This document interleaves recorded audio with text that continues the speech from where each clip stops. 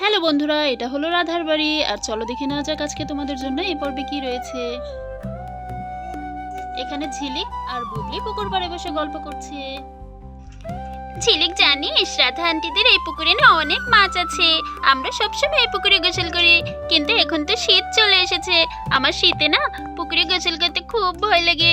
তোর কি ভয় লাগে শীতে এই পানিতে নামতে? ওরে বাবা, ভয় লাগে মানে ভীষণ ভয় লাগে। শীতে তো আমার গোসলই করতে ইচ্ছে করে না, তারপরে আবার পুকুর। বাবারে বাবা, চল না আমরা অন্য কোথাও গিয়ে বসে পুকুর পাড়ে যদি টুপ করে পড়ে যাই তাহলে কেমন হবে বলতো? পুরো ভিজে যাব। আরে ওখানে ঝিলিক দিদি আর বুবলি দিদি কি করছে? আমি যাই তো ওখানে দেখে আসি তো কি করছে। ও মামা, আমি বুবলি দিদির কাছে যাচ্ছি। তোমরা একেরে একেরে পুকুর পাড়ে বসে গল্প করবে, এই যে আমি এসে গেছি বুবলি দিদি। বুবলি দিদি, তোমরা দুজন এখানে কি করছো? এই যে আমিও চলে এসেছি। দাঁড়াও আমি উপরে আসছি। এ ভাই, না তুই আসিস না, ওখানেই থাক, আমি সাঁতার জানি না। আরে তুই এখানে আসলে যদি পুকুরে পড়ে যাস তাহলে মহাবিপদ হবে। ভাই তুই আসিস না। আরে না দিদি, কিচ্ছু হবে না। এই যে আমি উঠে এসেছি, কিচ্ছুটি হবে না। এই যে দেখে চলে এসেছি। সরে একটু বসতে দাও। দেখেছো তোমরা শুধু ভয় করছিলে। এই যে আমি কি সুন্দর একে একে বসে আছি।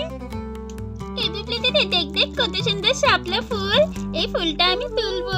দেখি এটা তুলি। এ ভাই না থাম, তুই পড়ে যাবি ভাই, থাম। আরে দিদি, আমার কিচ্ছু হবে না, এই তুলে ফেলেছি। দিদি বাঁচাও, আমি পড়ে গেছি। আরে দিদি আমাকে বাঁচাও। আরে আমি পানিতে তলিয়ে যাচ্ছি। হে, আমার ভুল হয়ে গেছে, বাঁচাও আমাকে। আরে গুড্ডু ভাই, এখন আমি তোকে কি করে বাঁচাবো? এটা তুই কি করলি? দাঁড়া, তুই আমার হাত ধর। এই ঝিলিক, তুই একটু তাড়াতাড়ি রাধা আন্টিকে ডেকে আয়। তুই আমার হাত ধর। হ্যাঁ, তুই ওকে সামলা। আমি যাই তাড়াতাড়ি রাধা আন্টিকে ডেকে নিয়ে আসি। ও রাধা আন্টি, তুমি কই গেলে? তাড়াতাড়ি আসো, এদিকে দেখো গুড্ডুর কি হয়েছে। পুকুর পাড় দিয়ে কেলটে যাচ্ছিল। আহা কি আনন্দ আকাশে বাতাসে। আরে এখানে চিৎকার কিসের? বুবলির গলা মনে হচ্ছে। এই বুবলি, কি হয়েছে রে? পুকুর পাড়ে তুই চিৎকার করছিস কেন?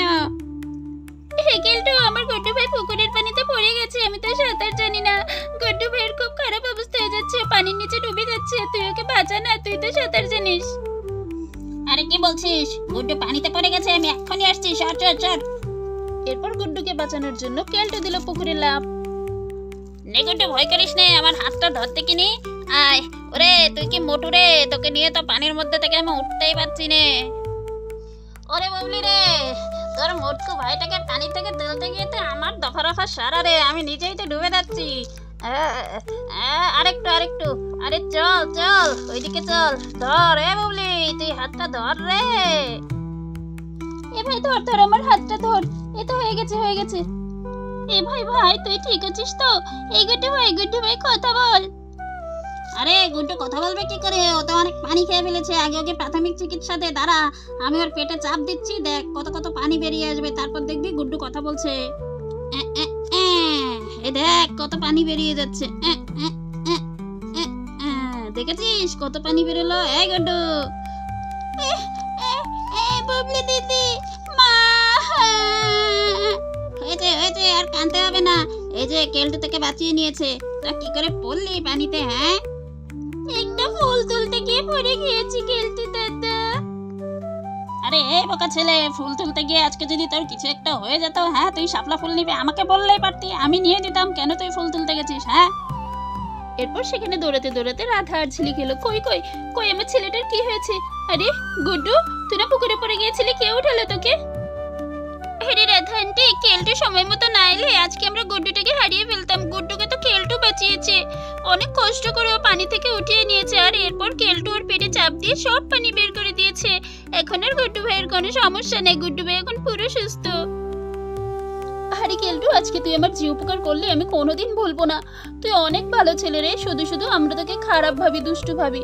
আজকে তুই না থাকলে আমার গুড্ডুটাকেই হারিয়ে ফেলতাম। তোকে যে কি বলে ধন্যবাদ দেবো কেলটু, কি বলবো। আরে এই গুড্ডু, এই তুই কেন পুকুরের কাছে এসেছিস? তোকে না বলেছি তুই সাঁতার জানিস না, কখনো পুকুরের কাছে আসবি না।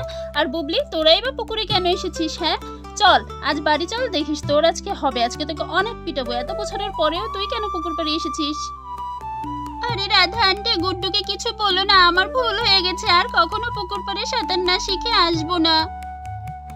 ও মামা, আমার ভুল হয়ে গেছে, আর কখনো আমি পুকুর পাড়ে আসবো না, আর পুকুর পাড়ে এসে ফুলও তুলতে আসবো না। তোমরা আমাকে তাড়াতাড়ি করে সাঁতার শিখিয়ে দিলেই তো পারো। হ্যাঁ রে গুড্ডু, তোর আর টেনশন করতে হবে না, তোকে আমি সাঁতার শেখাবো। যা, তোর দায়িত্বটা আমি নিয়ে নিলাম। আর ওই মেয়ে ছেলেগুলোকে কে সাঁতার শেখাবে? হ্যাঁ, চল এখন থেকে তুই আমার কাছে সাঁতার শিখবি, ঠিক আছে? যা যা, বাড়ি যা, বাড়ি গিয়ে জামা কাপড় চেঞ্জ করে আয়, আমিও যাই। যে শীত পড়েছে বাবারে, আমার তো কাঁপানি উঠে গেছে। হ্যাঁ রে গেলটা, তুই ঠিক বলেছিস, তুই আমার গুড্ডু ভাইকে সাঁতার শিখিয়ে দিস। এই গুড্ডু ভাই, চল চল, আমরা এখন বাড়িতে যাই, আর বাড়ি গিয়ে তোকে সাবান দিয়ে সুন্দর করে গোসল করে জামা কাপড় পাল্টে দিই। চল চল। আর ওরা থান্টি, তুমি আর রাগ করো না, আমাদের ভুল হয়ে গেছে, আমরা তো স্বীকার করছি, আর ভুল যখন স্বীকার করা হয় তখন তো মাফ করে দেওয়া যায়, তাই না? আচ্ছা আচ্ছা, ঠিক আছে বাবা, হয়েছে হয়েছে, চল এবার সবাই বাড়িতে চল। আর এই কেলটু, তাড়াতাড়ি বাড়ি যা, বাড়ি গিয়ে জামা কাপড় ছেড়ে নে। তো বন্ধুরা, আমাদের আজকের ভিডিওটি তোমাদের নিশ্চয়ই অনেক ভালো লেগেছে। ভালো লাগলে অবশ্যই লাইক করে দিও, আর তোমরা যারা এখনো আমার চ্যানেল সাবস্ক্রাইব করোনি, সাবস্ক্রাইব করে দিও। আর নতুন ভিডিও আসা পর্যন্ত তোমরা সবাই সুস্থ থেকো, ভালো থেকো, টাটা।